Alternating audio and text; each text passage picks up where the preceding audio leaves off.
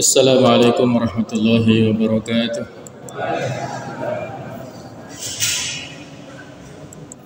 Alhamdulillah. Alhamdulillahilladzi anzala al-Qur'ana fi syahri Ramadan hudan lin-nas wa bayyinatin minal huda wal furqan.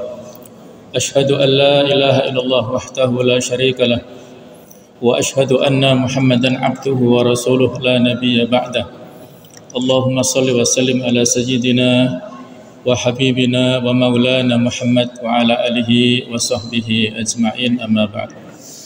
Para jamaah, para bapak ibu sekalian rahimakumullah, kita perlu untuk menghayati kembali tentang apa yang terkandung dalam Al-Qur'anul Karim. Biasanya kita pada pertengahan bulan Ramadan, khususnya pada antara 17 Ramadan, kita memperingati nuzulul Quran.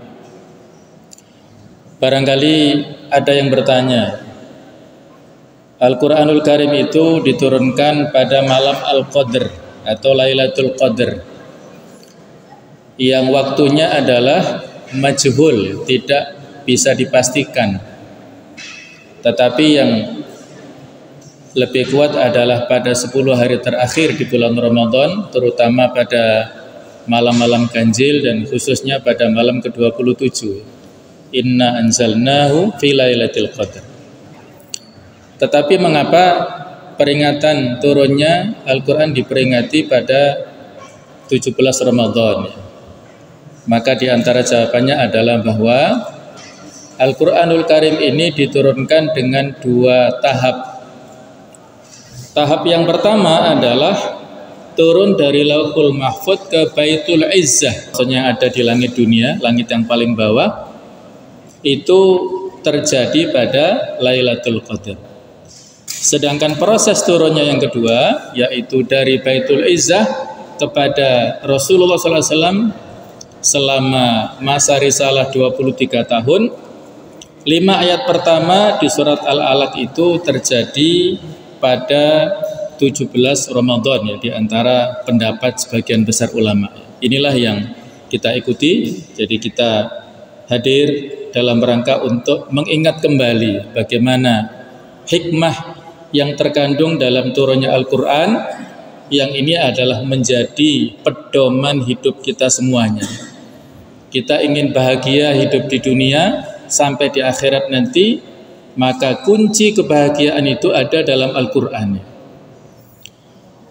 Pertanyaan yang kita tujukan kepada diri kita masing-masing, sudahkah kita berbahagia? Kalau berbicara tentang bahagia, pasti setiap kita ingin selalu merasakannya. Apa yang disebut dengan bahagia?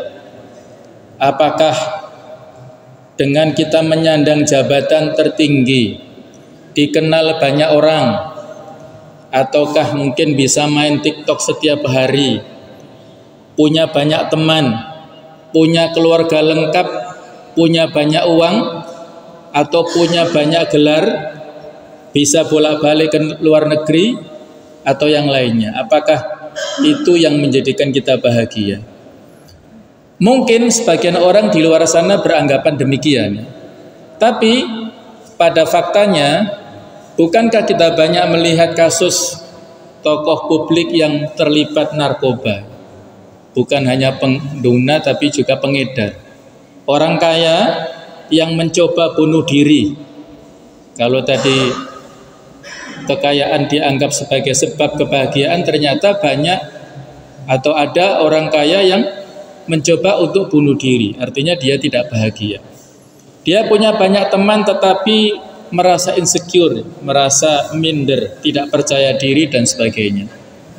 Mereka memiliki apa yang orang-orang anggap sebagai kebahagiaan, tapi pada kenyataannya mereka jauh dari rasa bahagia, malah berujung kepada sengsara.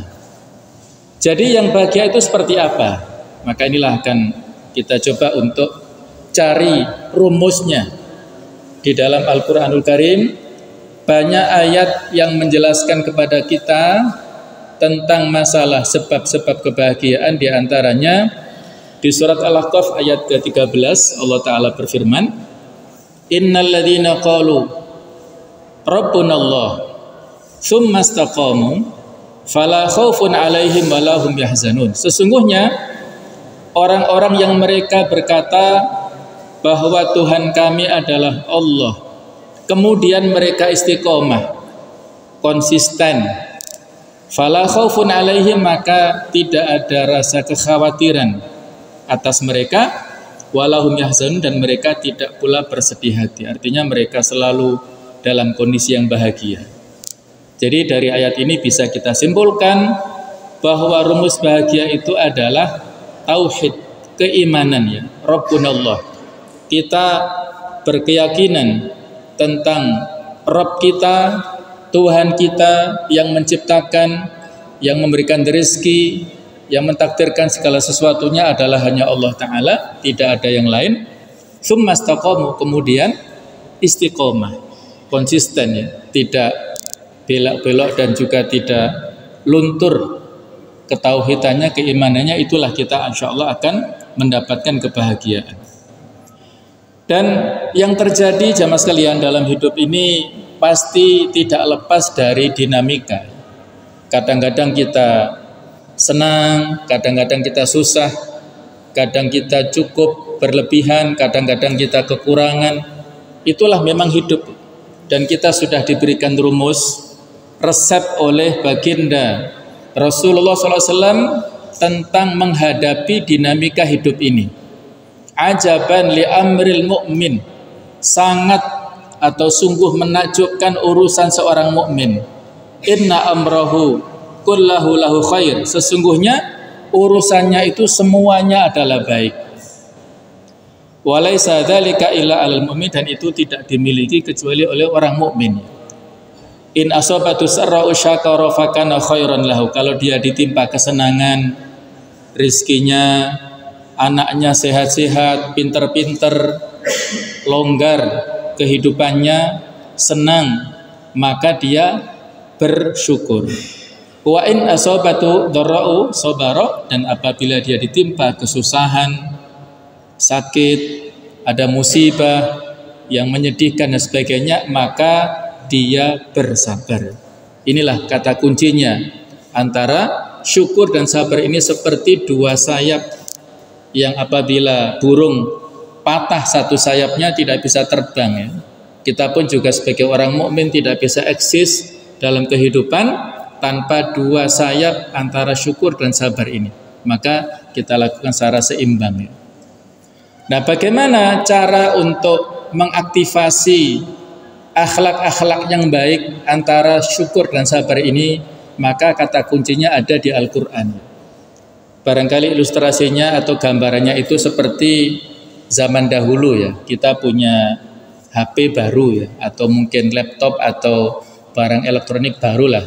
Kalau sekarang kan sudah pengalaman sehingga mudah ya untuk mengoperasikan. Kalau seandainya kita buta, tidak tahu bagaimana cara mengoperasikan komputer atau laptop atau HP atau apapun yang baru, maka ibarat barang tidak bisa menyalakan, nggak bisa dipakai. Nah, kurang lebih seperti itulah ya. Kita ingin untuk mengoperasikan akhlak-akhlak yang baik tadi, tapi nggak tahu caranya. Maka bagaimana tata caranya? Allah Ta'ala menurunkan Al-Quran sebagai pedoman hidup untuk kita baca, kita pelajari sebagai panduan dalam rangka untuk mengaktifasi rumus-rumus yang mengantarkan kita kepada kebahagiaan, yaitu dengan cara kita banyak membacanya, dengan berusaha untuk memahaminya, dengan semaksimal mungkin kita berusaha menghafalkannya, kita mentadaburi itu adalah menghayati, membaca tafsirnya dan lain-lain, kemudian mengamalkannya. Setelah itu adalah kita berusaha untuk mengajarkannya kepada orang lain.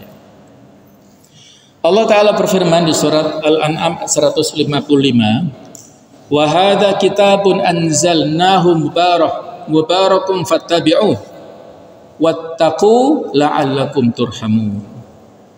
Al-Quran ini adalah sebuah kitab yang sangat besar barokahnya, yang kami turunkan kepada manusia. Maka wahai manusia, ikutilah Al-Quran ini dan taatilah supaya kalian mendapatkan rahmat. Kata-kata barokah atau dalam bahasa Indonesia adalah berkah. Barokah ini secara bahasa berarti adalah as-subut, artinya tetap.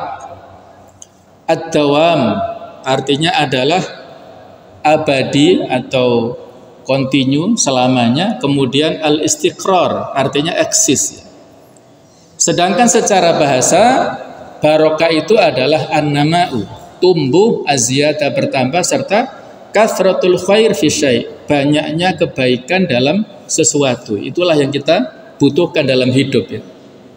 Ada orang, mohon maaf, yang penghasilannya puluhan juta setiap bulannya, tapi karena tidak barokah, gaya hidupnya tinggi sehingga belum akhir bulan sudah habis dipakai apa-apa saja ya. Tapi ada yang penghasilannya pas-pasan, dia bisa menyekolahkan anaknya sampai S2 sampai S3, dia bisa membangun ini, membangun itu. Itulah keberkahan dan itulah yang kita inginkan. Al-Quranul Karim turun itu untuk memberikan keberkahan hidup kepada kita semuanya, sekaligus memberikan rahmat. Tapi perintahnya di sini adalah kita bertakwa ya. Kita bertakwa, kita mengikuti apa yang ada dalam aturan di dalam Al-Quranul Karim. Jemaah sekalian, di dalam beberapa hadis telah diberikan petunjuk oleh Rasulullah SAW, di antaranya riwayat daripada Umar bin Khattab. Beliau mengatakan bahwasanya Rasulullah SAW bersabda, Inna allaha yarfa'u bihadzal kitab aqwaman wa yadha'u bihi akharin. Sesungguhnya Allah Ta'ala mengangkat dengan Al-Quran ini satu kaum dan merendahkan kaum yang lain. Allah mengangkat kaum yang memuliakan Al-Quran, yang mengamalkan Al-Quran, dan Allah merendahkan kaum lainnya yang melecehkan, yang merendahkan Al-Quran. Contohnya adalah generasi sahabat ya. Dulu belum dikenal siapakah Abdullah bin Mas'ud, seorang sahabat yang kecil yang secara fisik tidak tegap ya, artinya tidak memiliki kelebihan yang bagus, tapi beliau adalah muqri'ul Quran, orang yang ahli dalam bidang Al-Quran. Ada lagi Abdullah bin Abbas, ada lagi Utsman dan para sahabat yang lainnya. Mereka generasi yang diangkat derajatnya karena mereka adalah generasi Qurani yang akrab dengan Al-Quran. Kebalikannya orang-orang yang terhormat pada masa jahiliyah, ada Walid bin Mughirah, ada Abu Jahal, ada Abu Lahab, orang-orang yang secara strata sosial ekonomi luar biasa tingginya, tapi karena mereka merendahkan Al-Quran, menghina Al-Quran, maka mereka direndahkan derajatnya oleh Allah Ta'ala. Setiap makhluk yang dekat dengan Al-Quran itu diangkat derajatnya. Di antara sekian banyak malaikat, malaikat Jibril yang paling mulia, karena malaikat Jibril pembawa wahyu Al-Quran. Di antara sekian banyak rasul, rasul itu yang disebutkan namanya 25 ya. Tapi kalau di total adalah 313. Kalau nabi itu lebih banyak lagi, adalah 124.000 jumlahnya. Di antara sekian orang-orang pilihan yang paling utama adalah Rasul kita Muhammad SAW, karena beliau mendapatkan mukjizat Al-Quranul Karim. Di antara 12 bulan yang mulia adalah bulan Ramadan, karena di dalamnya diturunkan Al-Quran. Di antara malam-malam yang banyak, yang paling mulia adalah Lailatul Qadar, karena di dalamnya adalah diturunkan Al-Quran. Di antara tempat di dunia ini yang paling terkenal, paling barokah, dua tempat, dua tanah suci, Makkah dan Madinah, karena dua tempat itulah sebagai tempat turunnya Al-Quran. Nah, itulah keberkahan diberikan Allah Ta'ala kepada makhluk-makhluk yang memuliakan Al-Quran. Kemudian kalau kita ingin mendapatkan kemuliaan, maka kita belajar dan mengajarkan. Khairukum man ta'allamal Qur'ana wa 'allamahu. Sebaik-baik kalian, yang paling mulia di antara kalian adalah yang belajar dan mengajarkan Al-Quran. Jadi guru-guru ngaji, baik dulu guru-guru kita dulu ya, atau sekarang model-model TPQ dengan berbagai macam metode pembelajarannya, itulah orang-orang yang terbaik yang mengajarkan Al-Quran. Nah, sebelum kita ajarkan kepada orang lain adalah kepada anak-anak kita sendiri. Itu adalah investasi jangka panjang. Dalam hadits yang lain, Rasulullah SAW bersabda, Inna lillahi ahlina minan nas. Sesungguhnya Allah memiliki orang-orang khusus dari kalangan manusia. Memiliki keluarga. Ahlin adalah keluarga-keluarga dari golongan manusia. Qalu, para sahabat bertanya, man hum ya Rasulullah, siapa mereka? Wahai Rasulullah, beliau mengatakan, ahlul Quran. Hum ahlullah wa khasatuhu. Mereka itu adalah ahlul Quran. Mereka adalah ahlullah, keluarga Allah, dan khasatuhu, orang khususnya Allah subhanahu wa ta'ala. Inilah kemuliaan yang tinggi sekali diberikan kepada ahlul Quran. Orang yang rajin baca Al-Quran, yang rajin dekat dengan Al-Quran, yang membacanya, yang menghafalkannya, dan lain-lain. Allah Ta'ala berfirman di surat Al-Isra ayat yang ke-9, Inna hadzal Qur'an yahdi lillati hiya aqwam. Sesungguhnya Al-Quran ini memberikan petunjuk kepada jalan yang lebih lurus. Wa yubasyirul mu'minin, dan memberikan kabar gembira kepada orang-orang mukmin, alladzina ya'maluna shalihat, yaitu orang-orang yang mengerjakan amal soleh, anna lahum ajrun kabira, bahwasanya bagi mereka adalah pahala yang besar. Jadi Al-Quran adalah sebagai hudan lil muttaqin, hudan linnas, petunjuk untuk kita semuanya. Siapa yang menjadikan Al-Quran sebagai pedoman dalam hidup, maka dia diberikan petunjuk kepada arah yang paling lurus, yang paling benar. Jamaah sekalian rahimakumullah, ada sebuah hikmah dari seorang tabi'in, ulama besar Hasan al-Basri, beliau mengatakan, carilah kebahagiaanmu dalam 3 hal. Carilah kenikmatan dan kebahagiaan dalam 3 hal, yaitu yang pertama dalam sholat, yang kedua dalam berzikir, yang ketiga dan membaca Al-Quran. Jika kalian dapatkan, maka itulah yang diinginkan. Jika tidak kalian dapatkan dalam 3 hal itu, maka sadarilah bahwa pintu kebahagiaan sudah tertutup bagimu. Jadi jemaah sekalian, kita diingatkan di sini tentang 3 sarana untuk mendapatkan ketentraman hati, kebahagiaan, yaitu dalam sholat, dalam berzikir, dan dalam membaca Al-Quran. Sehingga kalau kita tidak nyaman, mohon maaf ya, ketika kita tidak nyaman ketika dalam sholat, misalnya imamnya baca ayat panjang sedikit saja sudah gurundel misalnya ya, atau karena yang lain-lainnya, kita nggak nyaman saat sholat, berarti ada sesuatu dalam hati kita, ada penyakitnya. Kita tidak suka berzikir, yang itu banyak kesempatan dimanapun berada kita bisa lafalkan zikir, tapi tidak kita lafalkan berarti kita lupa ya. Dan pada saat kita membaca Al-Quran, gampang bosen, gampang capek, gampang ngantuk. Nah, ini berarti ada sesuatu yang seharusnya kita dapatkan ketenangan, ketentraman dengan 3 hal ini. Apabila tidak kita dapatkan, maka hati-hati di sini ya. Sesungguhnya kebahagiaan pintunya sudah tertutup, maka ini harus kita waspadai. Jamaah sekalian, ada seorang murid yang bertanya kepada syekhnya, kepada gurunya, wahai guru, berapa banyak aku harus membaca Al-Quran? 1 juz, 2 juz atau lebih? Maka gurunya menjawab, tergantung kadar keinginanmu untuk bahagia. Kamu mau mendapatkan kebahagiaan seberapa banyak? Semakin kamu membaca Al-Quran, maka semakin mendapatkan bahagia. Semakin jauh dari Al-Quran, maka semakin mendapatkan kesengsaraan atau mendapatkan kesedihan. Ini kembali kunci bahagia adalah dengan berinteraksi dengan membaca Al-Quranul Karim. Hidup bahagia dengan Al-Quran. Orang yang bahagia, yang kalau dalam bahasa Arab disebut as-sa'id ya, adalah orang yang perhatiannya tertuju kepada Al-Quran. Pikiran dan tekad kuatnya tertuju kepada memahaminya dan mengamalkannya. Orang yang diberi taufik oleh Allah Ta'ala atau disebut al-muwaffaq, diberikan kemudahan untuk melakukan ketaatan, yaitu dengan mentadaburi Al-Quran, dan dipilihnya untuk bisa mengingatnya dan memperingatkan manusia dengan kitabnya tersebut. Itulah orang yang mendapatkan kebahagiaan. Gampang untuk membaca Al-Quran, gampang untuk berinteraksi dengan Al-Quran. Jadi kebahagiaan hati dan kelapangan hidup dilihat dari interaksi muamalah kita dengan Al-Quran, kedekatan kita dengan Al-Quran. Semakin kita dekat dengannya, maka kebahagiaan dan kelapangan hidup dapat diperoleh. Namun apabila kita jauh dari Al-Quran, maka hati dan hidup kita itu akan gersang, akan merana. Walaupun secara materi mungkin banyak, tapi tidak mendapatkan ketenangan batin, menjadi sia-sia fasilitas yang sangat banyak itu.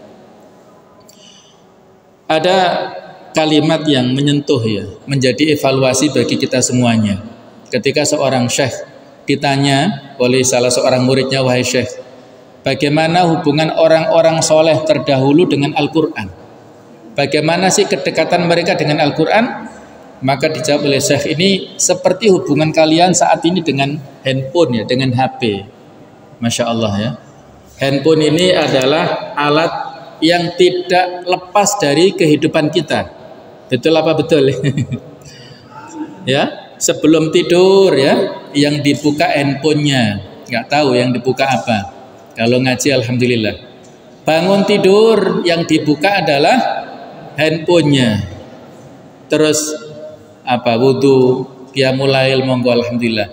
Nanti setelah subuh, setelah selesai ibadah, yang dibuka handphonenya, mau update data, mau update macam-macam, masya Allah. Nah orang soleh dulu, para ulama dulu, kedekatan dengan Al-Quran seperti kedekatan kita dengan handphone ini. Kemana-mana yang dihiasi dalam hidupnya itu, yang menghiasi dalam hidupnya adalah Al-Quranul Karim. Sehingga mari kita jadikan Al-Quran itu sebagai surat cinta ya, seakan-akan dia adalah surat cinta. Jadikan sholat itu penghubung dengan Tuhan kita semuanya, Allah Ta'ala. Jadikan dzikir itu adalah kerinduanmu, dan jadikan mati itu pertemuan pertama dengan kekasihmu, yaitu Allah Subhanahu wa Ta'ala. Ini yang kita inginkan ya. Al-Quran itu adalah kalamullah. Ibarat kita pada zaman dahulu mendapat surat dari orang tua terkasih, sahabat terkasih, maka kita akan rindu dan menginginkan terus membacanya. Maka itulah Al-Quran, kalamullah, pesan-pesan Allah Ta'ala, zat yang paling kita cintai, maka harus selalu kita baca firman-firmannya. Jemaah sekalian, ada beberapa kisah pada zaman sekarang ini. Kalau pada zaman dulu sudah tidak bisa kita pungkiri tentang fakta-fakta, cerita-cerita masa lalu yang mereka adalah generasi terbaik ya, para sahabat tabi'in dan tabi'ut tabi'in. Nah ini sebagian kisah dari orang-orang yang hidup pada zaman kita saat ini yang bahagia dengan Al-Quran. Di antaranya ada seorang pemuda yang bernama Abdullah yang pada saat itu usianya 20-an ya. Beliau ini adalah salah satu teman dari Syekh Ali Jabir rahimahullah yang tinggal di Madinah.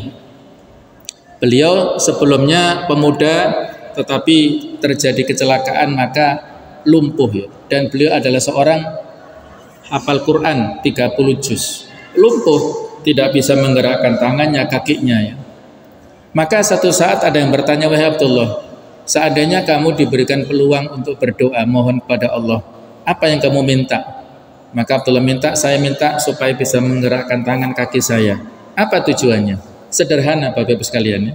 Bukan untuk melancong atau kemana-mana, bukan ya. Ada 3 yang dia inginkan dengan gerakan tubuhnya, tangannya, kakinya itu. Yang pertama, dia ingin mencium tangan ibunya, takzim kepada ibunya dengan tangannya itu ya. Dia mengerahkan tangannya dan mencium tangan ibunya. Yang kedua, dia ingin membuka mushaf Al-Quranul Karim dengan tangannya. Padahal beliau sudah hafid, tapi beliau rindu membuka Al-Quran, lembaran-lembarannya itu. Dan yang ketiga, dia ingin untuk sujud sholat dengan gerakan yang sempurna. Masya Allah, luar biasa ya. Nah jemaah sekalian, ada seorang wanita dari Madinah yang jamilah, cantik ya di sana. Dan maunya beliau ini dinikah oleh Abdullah, pemuda yang tidak sempurna secara fisik tapi hafid Quran ini ya. Dia lumpuh. Ada seorang wanita cantik mau dipersunting oleh Abdullah, dijadikan istri. Ketika ditanya, wahai si Fulanah, kenapa Anda mau jadi istri Abdullah? Beliau kan seorang pemuda yang lumpuh begini begitu ya. Kata wanita ini bagaimana ya? Saya ingin menjadikan Abdullah ini wasilah bagi saya untuk saya masuk surga.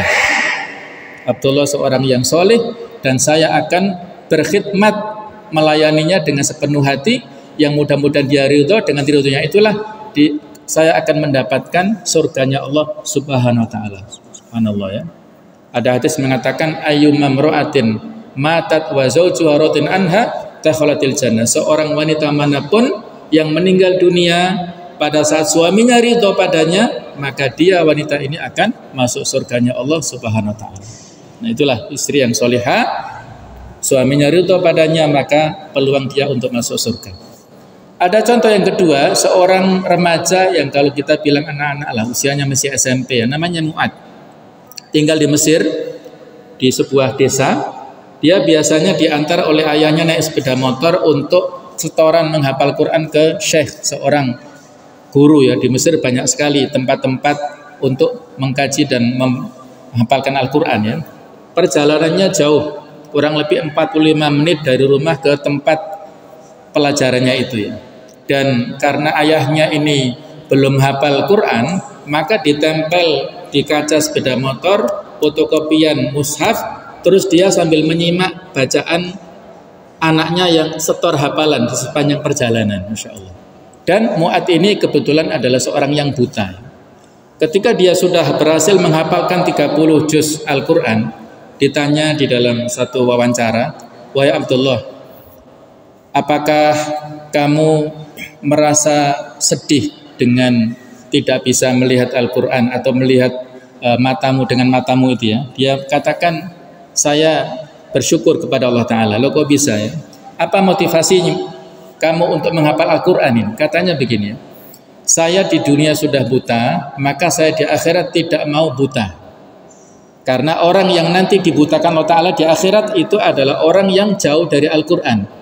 Faman a'rada an dzikri fa inna lahu ma'isyatan dhanka wa nahsyuruhu yaumal qiyamati a'ma. Siapa yang berpaling dari peringatanku, tidak mau baca Al-Quran, tidak mau berdoa, tidak mau dekat dengan Allah, maka dia mendapatkan kehidupan yang sengsara dan dikumpulkan di akhirat nanti dalam keadaan buta.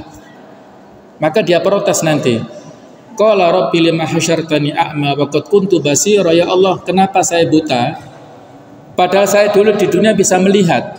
Kata Allah, kadzalika atatka ayatuna fanasitaha wa kadzalikal yauma tunsa. Yang demikian itu karena telah datang ayat-ayat kami di dunia dan kamu melupakannya, maka begitulah kami lupakan kamu di akhirat dalam keadaan buta. Maka Mu'ad ini itu motivasinya. Ketika ditanya apakah kamu sedih dan berharap bisa melihat, kata Mu'ad tidak. Saya malah bersyukur. Loh kenapa? Karena kalau saya buta di dunia berarti hisab saya, perhitungan tentang nikmat mata itu sudah lewat. Coba ya, jawaban seorang anak-anak yang luar biasa ya. Hisab tentang mata sudah lewat, jadi sudah diringankan hisabnya di akhirat. Karena dia tidak bisa melihat di dunia dan dia bisa menghafal Al-Quran. Masya Allah. Ada lagi contoh seorang nenek yang sudah tua, usia 82 tahunan kira-kira. Beliau sakit kakinya di sini, sakit menahun, sudah diobati ke sekian banyak rumah sakit, dokter angkat tangan. Jadi membesar kakinya dan baunya mohon maaf busuk ya. Nggak tahu penyakit apa ini ya. Maka keluarganya sudah putus asa, dokter sudah dirawat di rumah saja, mereka nggak sanggup para dokter ini. Akhirnya dirawat di rumah. Subhanallah, Allah Ta'ala mengirimkan seorang ustadz, pagi-pagi datang ya, ustadz ini menanyakan kabarnya, Bu, bagaimana kabarnya? Terus dikasih saran oleh bapak ini, Bu, tolong jenengan akrab dengan Al-Quran. Ibu ini belum bisa baca Quran. Ustadz, saya belum bisa baca. Maka dibimbing ustadznya ini. Pertemuan pertama 2 jam ya. Jadi Al-Quran besar, dibimbing, ditalkin oleh si ustadznya, ditirukan oleh ibunya, didikte terus gitu ya. Pertemuan berikutnya seperti terus ya. Padahal dia nggak digaji. Ustadznya ini free ya. Tidak ada gaji sama sekali. Maka subhanallah, ibu ini akhirnya bisa lancar baca Al-Quran, akhirnya rutin membaca setiap hari, setiap waktu, dan Allah Ta'ala memberikan karomah kepadanya, kakinya yang sakit menjadi sembuh total. tidak ada bekas sama sekali, sembuh total gara-gara dia akrab membaca Al-Quran terus setiap hari dan dia dekat dengan Al-Quran. Subhanallah, ya, luar biasa ya. Kemudian contoh yang lainnya, ada seorang anak perempuan penghafal Quran, beliau wafat kemudian dikuburkan di kuburan yang di sana tempat ahlul maksiat, orang-orang fasik. Maka pada 8 tahun sesudah pemakaman si anak perempuan ini, si ayahnya bermimpi. Dalam mimpinya ketemu dengan anaknya, komplain, "Wahai ayah, tolong pindahkan aku." Loh, kenapa, Nduk? Saya nggak kuat mendengar teriakan-teriakan orang-orang itu di dalam kuburan, ya, karena mendapatkan azab kubur. Nah, si ayahnya nggak percaya, tapi besoknya bermimpi lagi dan akhirnya dia bermusyawarah dengan keluarga, maka mereka sepakat untuk memindahkan jasad kuburan di kuburan anaknya ini. 8 tahun yang lalu akhirnya digali. Subhanallah, setelah 8 tahun dikuburkan, ternyata jasadnya masih utuh, kain kafannya masih utuh, kemudian tubuhnya masih wangi, seolah-olah baru saja dikuburkan, padahal sudah 8 tahun di dalam tanah. Artinya apa? Dia dilindungi dari azab kubur, dia mendapatkan nikmat kubur, dan Al-Quran menjaganya setiap waktu dan setiap saat sampai 8 tahun ini dipindahkan ke kuburan yang lebih aman, ya. Inilah jamaah sekalian di antara sekian banyak contoh dalam kehidupan kita, ya. Masya Allah, mereka yang luar biasa, orang-orang yang dekat dengan Al-Quran, maka mereka akan diberikan syafaat, perlindungan baik di dunia, di alam barzakh, sampai nanti di akhirat dengan izin Allah Subhanahu wa taala. Kenapa demikian? Karena Al-Quran itu adalah syifa. Wa nunazzilu minal Qur'an. Kami turunkan Al-Quran tidak lain adalah syifa. Ma huwa syifa, tidak ada lain kecuali dia sebagai penawar. Bukan bahasanya bukan dawa, ya, tapi syifa, penyembuh, serta rahmat bagi orang-orang beriman. Wala yazidu dzalimina illa khasara, dan tidaklah Allah menambahkan orang-orang zalim kecuali kerugian. Oleh karena itu ada beberapa nasihat, ya, supaya kita akrab, paling tidak kita membaca Al-Quran. Yang pertama, ingatlah bahwa keberkahan itu ada di pagi hari. Barakallahu fi ummati fi bukuriha. Allah memberikan barokah kepada umatku yang beraktivitas pada pagi hari. Jadi semakin kita baca Al-Quran pada habis subuh misalnya, maka itu waktu yang barokah. Yang kedua, baca Al-Quran setiap hari dengan keyakinan bahwa Anda sedang membaca surat dari Allah untuk Anda, khusus pesan Allah, ya, kalamullah tadi. Yang ketiga, prioritaskan Al-Quran, utamakan Al-Quran, maka ia akan memberikan bekas di hati Anda. Yang keempat, ingatlah bahwa luputnya bacaan Al-Quran pada 1 hari saja itu adalah hukuman bagi Anda. Barangkali mungkin kita karena sibuk, karena lupa, atau karena capek dan sebagainya, 1 hari kita nggak baca, maka ingatlah itu adalah hukuman Allah Ta'ala kepada kita, mungkin karena kemaksiatan kita. Yang kelima, bagilah bacaan Al-Quran menjadi beberapa bagian. Ini satu metode, atau baca Al-Quran sekaligus beberapa halaman, paling tidak 1 juz, apalagi di bulan Ramadan. Kalau kita ingin khatam 1 kali, berarti minimal 1 juz kita baca setiap harinya. Yang ketujuh, hindarilah segala macam alasan untuk tidak membaca Al-Quran, ya. Jadi jangan kita mencari waktu-waktu luang untuk membaca Al-Quran, tapi luangkanlah waktu untuk membacanya. Jadi jangan dibalik, ya. Jangan hanya mencari waktu-waktu sisa, waktu-waktu luang, tapi luangkanlah waktu untuk membaca. Biasanya adalah setelah sholat, karena kita masih bersih, masih suci. Nah, kalau kita setiap kali sholat, maksudnya setelah sholat membaca 2 halaman, 3 halaman, maka insya Allah 1 juz bisa kita baca 1 hari dan bahkan lebih, ya. Ada, mohon maaf, tukang becak yang bisa khatam Al-Quran dalam bulan Ramadan 10 kali, subhanallah. Berarti 1 hari 10 juz, ya. Ada seorang ASN, dia pegawai bea cukai, ya, tentunya sibuk, juga sama, 1 kali Ramadan bisa khatam 10 kali, ya, insya Allah. Maka hiasilah rumah kita dengan Al-Quran. Sebagaimana dalam sebuah athar, rumah itu akan terasa nyaman bagi pemiliknya. Didatangi malaikat, dijauhi dari setan, dan banyak kebaikannya jika dihidupkan dengan bacaan Al-Quran di dalamnya. Dan rumah itu akan terasa sempit bagi pemiliknya, kemudian dijauhi malaikat, didatangi setan, dan sedikit kebaikannya jika tidak pernah dihidupkan dengan bacaan Al-Quran di dalamnya. Minimal kalau kita capek maka dengan speaker murotal kita setel, dengan sound system apapun audio kita setel untuk memberikan nuansa Al-Quran di dalam rumah kita ya. Ini slide terakhir insyaallah. Jadi ada di antara sekian banyak doa saya potong di antara doa untuk menjadikan hati kita lembut dan menjadikan Al-Quran sebagai penawar hati kita. Ini di antara potongan doanya, Allahumma ja'alil Qur'ana rabi'a qulubina wa nura sudurina wa jala'a akhzanina wa dhahaba humumina. Ya Allah, jadikanlah Al-Quran sebagai penyejuk hati kami, cahaya yang menyinari dada kami, pelipur duka kami, dan penghapus kesedihan kami. Mudah-mudahan Allah Ta'ala menjadikan kita semuanya ahlul Quran, anak-anak kita juga penghafal Quran ya. Kalau kita sudah merasa tua, sudah susah sekali untuk menghafal, maka jadikan salah satu anak-anak kita penghafal Quran.